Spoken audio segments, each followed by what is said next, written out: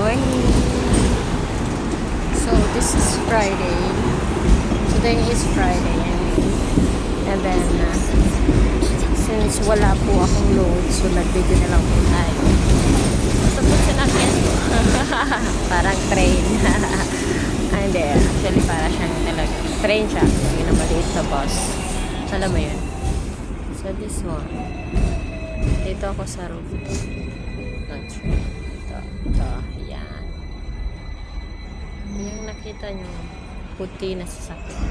Parang bus. Siya, style na ito.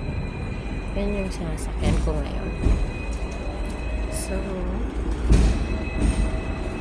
yan. Kinay ko lang magsakay ulit. Kasi mas cheaper siya. Yan nga lang.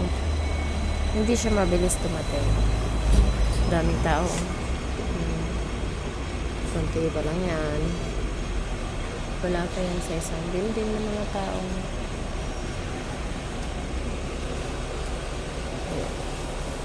Ayan. Malaki pa. Oh, yan. Ito, klaro. Ito yung sinasakyan ko ngayon. Ito yung bus. Yan yung talagang sasakyan ko. Original. Pero mas mura ito. Ito, yan. Mas mura yan. Compare dito. So, akala ko naman hindi naman talaga. Kaya lang, gusto ko lang matry. Diba? Dahil hindi ko pera pinapamasay at least. Sinisave ko. Parang sa ganun wala lang. Gusto ko lang mag-save. Anyway, ito po yung Hong Kong. Yan. Nakikita nyo.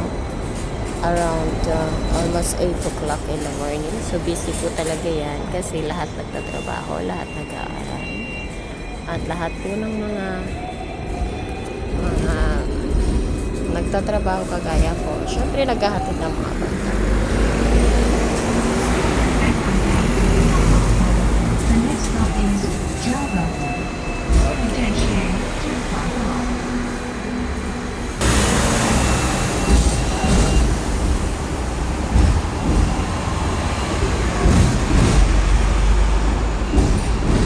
Masyado po talagang